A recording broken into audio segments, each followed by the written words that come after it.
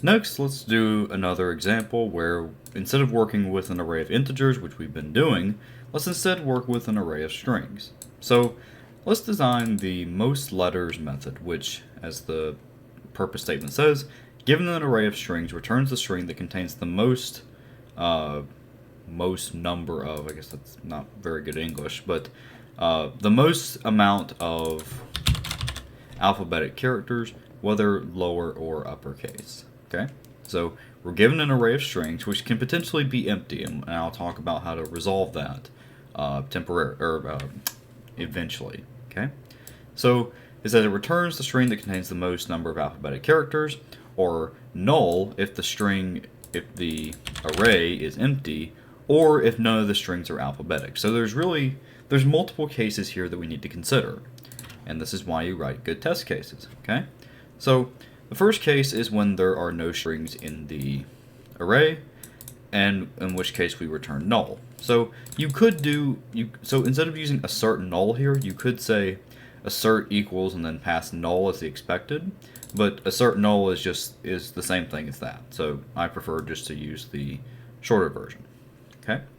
Then here we have the slightly more complicated case, which is when none of the characters in this none of the strings contain any alphabetic characters. Okay, which in that case we also return null.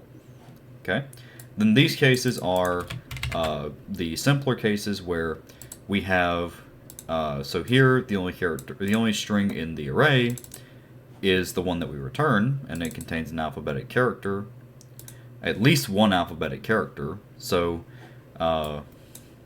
we return that string.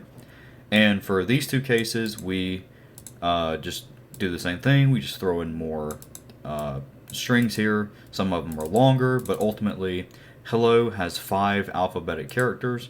Hi has 2. This string has none. This string has 3. Okay? And then here again, we just shift around where we're looking at. So really, these two test cases test the same thing, but I like to have separate test cases for testing when it's the first thing and it's the last thing. So really, this one should actually probably be the last thing in the array, but it doesn't really matter. Okay? So again, as you know, I stress in this class, you should always write good test cases because this is how you verify whether your code is correct. Okay? And these are the types of things that we grade you on. So writing good test cases is extremely important. So you shouldn't just skip over it. You should always write the documentation comment and then write your test and then do the implementation. Okay? That's sort of the process that I'm trying to emulate, or the process that I'm showing you that I want you all to emulate. Okay? So let's think about how to do this. Well, we should probably have a method that counts the number of alphabetic characters in a given string. Okay? So I'm going to write that off camera, but I think that you all should take the time to think about how you would write this method. Okay? So I'll be right back and I'll write that. Alright, that took me around 30 seconds or so. So really, this is the method that you would write, and you know, someone could argue, well, should this be public or not? Sorry, should this be non-private because we might want to test it? And you could argue that, right? Like you could very easily say, yeah, we can make this non-private. That means we can write unit tests for it. We should obviously have a documentation comment here, but I'm leaving this one as an exercise for you all because, again, that's not very hard. So we're just going to use that method in our implementation of most letters. Okay? So, what's the first thing that we need to do? We first need to check to see whether the array is empty. Okay? So, we'll do if s dot length is equal to 0, then we're just going to return null. Okay? So if there's nothing in the array, then we're going to return null. Okay? Now, there's a couple different ways that we can do this next portion, which is the, I guess, the harder part, where we have to consider two cases here. One of them is whether any element of the array, basically whether there's two problems here. The first one is there any string in this array that contains a letter? And if there is, then we know we can't return null. Okay? But at the same time, we also have to think about what string contains the most amount of letters. Okay? So the way that count letters works, the method that I wrote and the one that you all should write, is it will just simply count the number of letters in the string. So in this case, it would return, in the case of hello, it would return 5.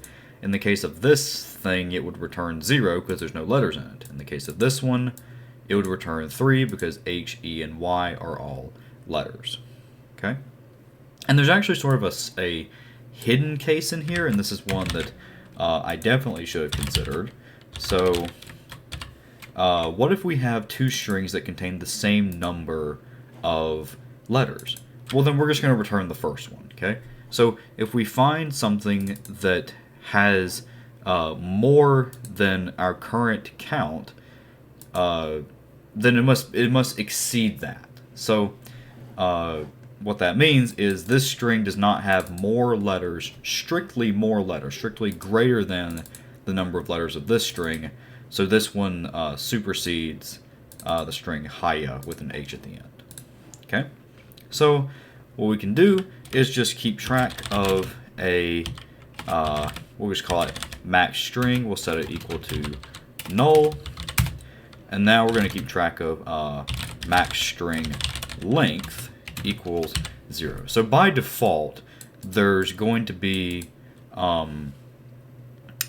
we're gonna be searching through this array, and we're going to keep track of not only the string that has the maximum length, but also the length in a separate variable. Now, really, you could just combine these into one, and now that I'm sort of thinking about it out loud, we should probably do that, but I don't want to condense it that way because I think it'll be a little harder to think about.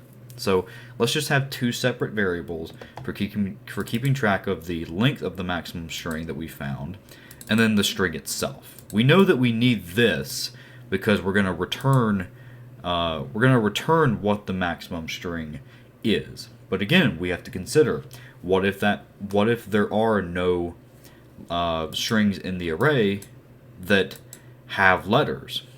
Okay, so let's think about the implications of that. So what we're going to do is just continuously loop over each string in the array. So this is actually a good time to bring up something called the enhanced for loop. I can't believe I forgot to mention this. So one thing that we can do is we can actually just say for every string in our array S, do something with that string. So this says for every string S in the array S, do something with it. So notice that if we wrote this out using like int I equals 0, I is less than s dot length, I plus plus, my cat just jumped in front of the screen, then the whole reason that we would have I is just to index into the array. Okay? But the enhanced for loop allows us to abstract away the index because we don't need the index, right? The index is only there for keeping track of what string we're on as we traverse through the array. Okay, so now we're going to make a variable for number of letters, and we'll call our count letters method on the string S. So this will keep track of how many letters that we've seen. Okay, now we want to say if this string's number of letters exceeds max string length, then we can do two things. We can assign max string length to number of letters, but also say that max string is equal to S. So the maximum string that we've seen is S, and the maximum string length is also number of letters. Okay, so hopefully you can see why we might combine these into just having the string itself. And the reason why we could do that is because, well, if we know what this is, then we also know what the maximum length is because we can just get the length of the current string. Okay? So, from there, what do we do? Well, suppose we get down to here, right? What happens, what must be true by the time we get down to this below the for loop? Well, then either this is still 0 and this is still null, or they're both greater than, this is both greater than 0 and this is not null. So what are the conditions in which this would be 0 and this would be null? So that there's exactly one condition in which that would be true.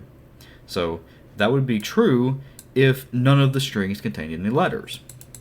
And if that were the case, then we could actually just directly so I'm now that I'm realizing I'm talking this through, we can just do return max string, because we start this off as null, right? And if we don't find any strings that contain letters, then, so again, think about this. So the string this will return 0, right? Count letters for this string will return 0. And because that doesn't exceed, 0 is not greater than 0, because we start this off at 0, then these two things will never change. So if we go through the whole array with only strings that return 0 for count letters, then these statements will never execute, therefore this is still null. Okay? So again, realizing that this could, so if we wanted to combine this into one variable, then we actually wouldn't be able to initialize this to null. So that's why I'm having separate variables for it. Okay, so let's rerun this, and all tests pass. Okay, so I encourage you to reason through this. If the enhanced for loop isn't clicking for you, I actually think this is much more intuitive than the whole int I equals 0, I is less than s.length, I plus plus. Doing all that, I think, is much more cumbersome than just saying, for every string in the array S, do something with that string. Okay, and you can do this with any array. It doesn't have to just be strings. So we could say, for every integer n in some array of integers A, or doubles or chars, it doesn't matter what the type is, you can always do that.